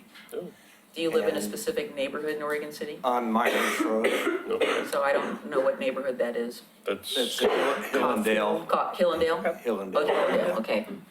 Hillendale. So then your other question here was about about R8, the R8 zone. Okay, in my neighborhood, I know at least 4 different people that have businesses associated with their living quarters. But if somebody put a sign out and said, I'm a truck driver, I have a truck for hire, they were told to take it away because they could not advertise that dwelling as a business. Well, it isn't. Now, is that the type of thing that would change and be on the proposed list? They were probably told to take it out because you can't have a freestanding sign in a residential neighborhood. So not the content of the sign, but they can't have a Just told there sign. was the content because like they could that. not have a business advertised there. Yeah, let's touch base about that, because I want to follow up with code enforcement on that, but But is that the type of thing that, It's this already isn't allowed allowing now. any more businesses in Yeah. residential zones. I mean, that work? yeah, currently a home occupation, which is secondary to your principal dwelling, is a permitted use in all our residential zones, as long as it meets the criteria for a home occupation, meaning it's principally not going to detract from the residential character of that residential district Okay, that but it's you in. just qualified to say that you cannot have it Well, there are, publicly known or something that. well, there are sign code requirements that Sign Laura can talk to you about. Okay. Yeah, the main purpose of having a home occupation is that your neighbors really shouldn't know that you're conducting it's incidental, so you're talking about something very specific. So, for instance, if I was the truck driver and I brought my truck home and I started doing truck repair in my house and it kept getting bigger and bigger and bigger, I think you'd probably notice that and you'd say, what the heck's going on? This is not a truck repair zone, you need to. Well, no, that's what I was just clarifying, that it Yeah. was gonna be retroactive, that No. you could start having a business in a home No. next. No, yeah, You can we're do not some of that right proposing, now. we're not proposing any None of this amendments is to the home retroactive. occupation. No. In the same way with, say. So John, talking to the mic, Okay, and the same, talk to us. Talk the to us. same goes to multiple houses on a property that exists now with a single house. Well, maybe Pete, you could give a specific example. So he's in Hillendale and you've got one of those, let's say, split level houses. So let's say there was a Yeah. code way that somebody could convert the upper part Sure. into a duplex and the other part with another unit. So that would be allowed in that R8 zone or whatever the zone it would be allowed. Under It could be. current, in the future, In the if future. this proposal was adopted, yes, they could convert that into up to 4 units, Even though it's a single family even residential though it's a zone. single-family residential zone. There are a lot of other requirements associated with it beyond the zoning, so the likelihood of them being able to do that is all dependent on lending and building code requirements as well. The zoning code revision would only remove the barrier to doing that. So currently, you can't do it. Under the new zoning, you would be able to do that. And the idea would be that that existing structure remain the same size and mass and not be changed in any way. They're just dividing it up internally.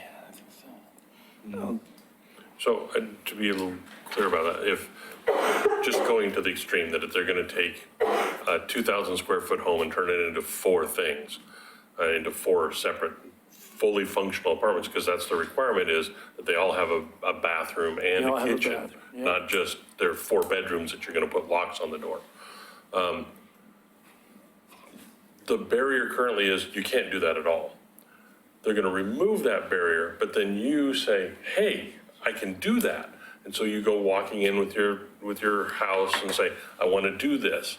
And they say, great, but you have to meet building code standards. And if you're going to do this, and this is hypothetical, so don't, they may say, great, you can take those walls out or move them, but now you have to put steel beams up. And now you have to put, thicker walls between the apartments, and you look at it and you go, yeah, no, I'm not gonna do this. This is way too expensive and silly. So that's what he's saying when he says that while there's a possibility of doing it, most average people are not gonna break their home up into 4 apartments. They might, refinish the basement and have an internal entrance, but that would probably be what Yeah, 90% it's more of likely. the ordinary people would do. Yeah. Does that, It would say I can't split my duplex up, but on the property the residence I'm on now, it was a 10,000 square foot lot, zoned R10. Somehow it got rezoned R8. probably in the comp plan? I own 2 of them side by side, which means I could have 5 dwellings on that property if I had it 8, 8, 8, 8, 8. But the restrictions are such that I don't even think I could do that under what's being proposed now. Potentially, it would fit under like the cottage development that he was talking about, where there's smaller houses, Well, smaller development. There's another line item that was in the red part below what's being proposed or talked about tonight that said you have to have turnaround for a fire engine if you put 3 more places on your property. And you can't do that with Yeah, that much. usually not, yeah. That much. Not if you're doing a footage. single family, but I think there's different requirements under like the cottage development, where it's, Okay. but Well, we'll. we should we're- talk. Well, I appreciate the information because Yeah. I've lived there and it's been proposed as a flag lot for years. Yeah. But it's never been possible because of different restrictions Well, and that, yeah, different. that's Yeah. assuming you keep, it depends on whether you're planning on keeping the dwelling unit, the existing units there, or whether you're planning on taking them out and starting from 0. I don't know. I mean, again, Yeah. every, It couldn't be developed anyway because there's no sewer. The city's never put a sewer in there. And it's only an 1/8 of a mile long street. But you can come to your offices anytime, right? Get more specific than. Yeah. Absolutely. Yeah. I'd be happy to talk to you more about that. that way you can talk about your site-specific, this is pretty high level, so I think. Yeah, I agree and I appreciate you having this type of meeting so that me as a general public can come and hear about what they're saying to you. I don't get it either, so. And then we'll also do an open house before the next work session, which is in 2 weeks from now, from 4 to 6. And then everyone for the viewing audience is welcome to come to our building at 698 Warner Parrott Road. So we're at the corner of Lynn and Warner Parrott, and that little building near the intersection from 8:30 to 3:30, Monday through Friday. So a question that I got asked, and we don't have to answer it today, but, so Sorry. the low-density residential, I don't know if I buy 4 units being not multiple family, but anyway, that's neither here nor there. So the question I got asked is, if we're allowing more, we're in a low-density residential zone, I'm not going to use the specific zoning requirements or the zones, and it's a low-density residential zone, and it's been predominantly single-family, and we're adding more units, isn't that de facto rezoning?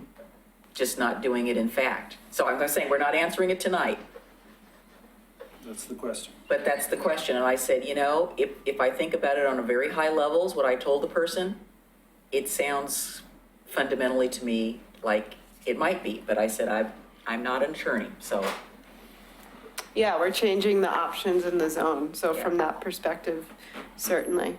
But we're trying to be mindful with the density and then mitigate some of that density with design. All right, well, hang on to your hats because there's more of this to come. This is not the end of it. I do have one quick question for Pete. Where in Oregon City do we have cottage housing, so I can see what it looks We like? don't really have it here. Nothing built yet. Okay. You can go see it That's in fine. Portland. But it's been permitted since 2004. That's fine, I was trying to think where we had it, so, okay, good. Yeah. It's It's a great concept. So It's a great concept, but I will say that where it's being proposed right now, it's inappropriate and has compromised the National Register District, but that's my personal opinion. So there's a lot of code. We want to make sure that you have time to go through all of it. That's why there's so many meetings that are on the tentative schedule. And we are going to send you an email with a link to more code a week from today. And that will include the stuff that's in online now that you've seen, and a little bit more. There will be a couple of new chapters, but with these same concepts. We might refine a couple of things. So it should be just a small amount of changes relative to this big package. If you have red line edits, anything like that, we want to make sure we get it right too. And we want to make sure that we think about things from understanding all perspectives. So feel free to stop by. We'd love to go over code amendments with you. We would love to let us know where we're not explaining something or it doesn't make sense. It's a big package, so it's a group effort. And again, thank you to Pete and the public advisory team who have spent more hours than I can even fathom, and also to a small army of consultants, including economists and very specialized people to make sure that we get this package right. But the point of it is to make sure it makes sense in our city for us, so. Yeah, at the next work session on the 23rd, Elizabeth Decker will be here to help us go through the detailed code. If there's something you specifically want to talk about, let us know, because we're going to start to narrow the scope, because we can't do this again on the 23rd. We want to start to figure out what you want to talk about and make sure that we talk about that. So you can send us an email to make sure that we touch base on whatever your issues My are. recommendation is we start on the 23rd with where you got into the other things that were on that list. I started making a whole list of them, but that's where we should start, because that's where I think the rubber's going to meet the road. That's stuff you guys are proposing, that's stuff that we didn't talk about in any of the groups, and That's true. We'll have a few months to talk about it. Yeah, and then also, again, that work session or workshop for having the people come and talk about that and provide us input too. So 23rd is an important day. I just want to, Bob, are you gonna I just be want to gone talk for your about all the anniversary? changes you're going to make. Anniversary? Yeah, just please keep us in the loop and make sure that you help direct us in the right direction. All right, you going to gavel us? Anything more? Communication? All right.